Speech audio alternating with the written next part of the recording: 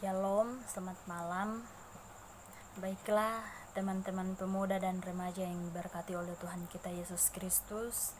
Di malam hari ini kita akan membaca Alkitab kita yang terdapat dalam Perjanjian Lama, yaitu terdapat dalam kitab Kidung Agung 8 ayat 5 sampai dengan 7.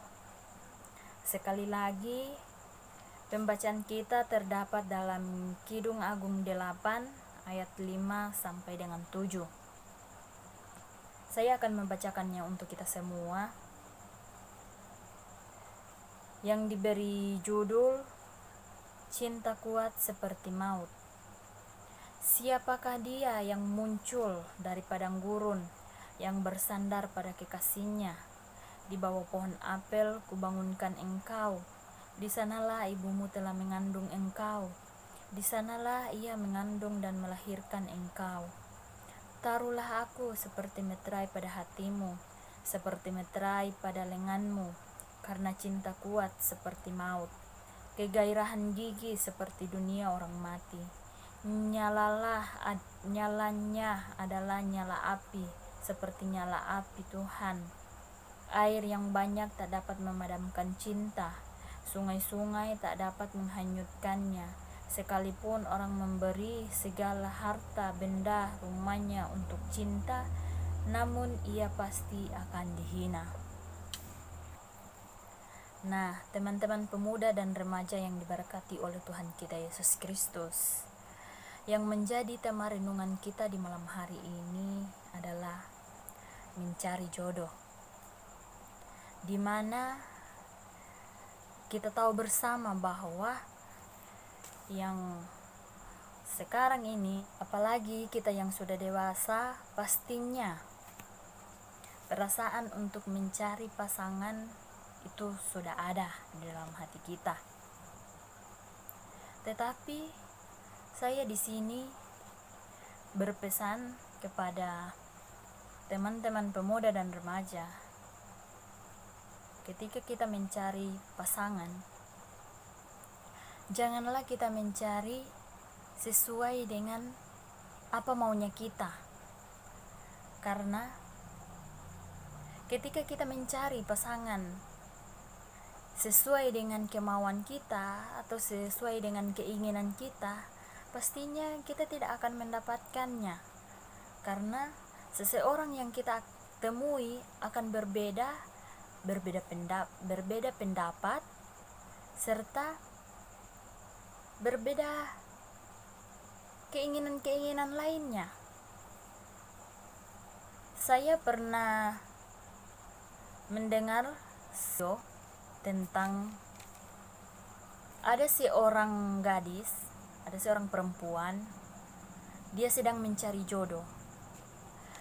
Dia pergi ke gereja, lalu dia berdoa. Tetapi dia berdoa itu sambil menangis. Nah, di situ ada seorang pastor yang melihatnya.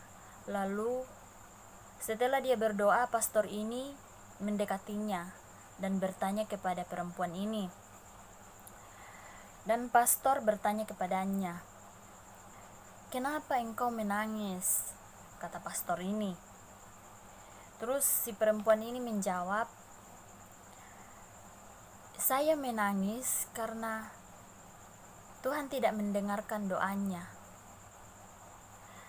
Nah, teman-teman pemuda dan remaja yang diberkati oleh Tuhan kita Yesus Kristus, jadi seorang gadis ini berkata kepada pastor,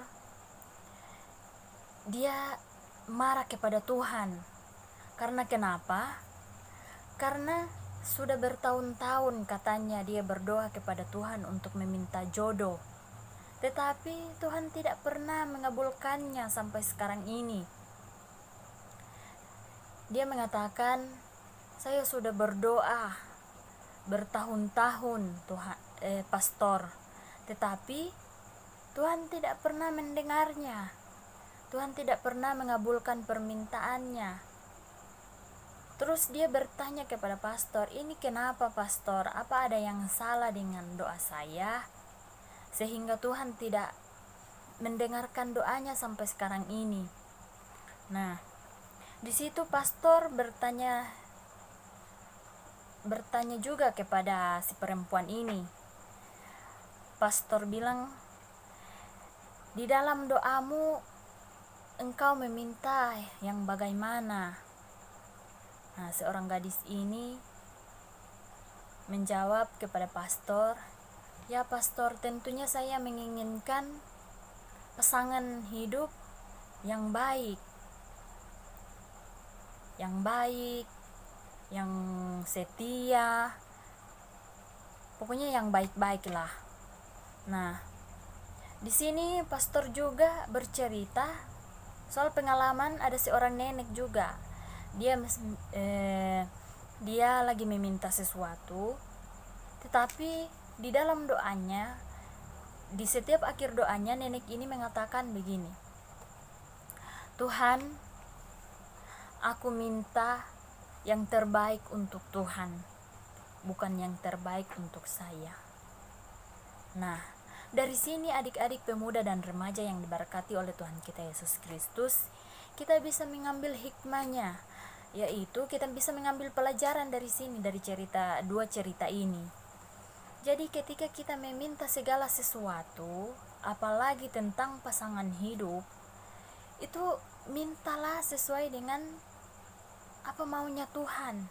Menurut Tuhan itu baik, jangan menurut kita baik. Karena menurut kita baik, belum tentu itu baik menurut Tuhan. Tetapi menurut Tuhan baik, itu sudah pasti yang terbaik untuk kita. Nah, diingatkan kepada adik-adik pemuda dan remaja yang diberkati oleh Tuhan kita Yesus Kristus, janganlah kita salah untuk memilih jodoh. Karena yang menentukan kebahagiaan kita ke depannya adalah diri kita sendiri. Ketika kita salah untuk memilih jodoh, sudah pasti sengsara hidup kita. Nah, untuk itu tidak ada salahnya bagi seorang laki-laki dan seorang perempuan untuk memilih. Tidak ada salahnya, tidak ada salah kata untuk memilih.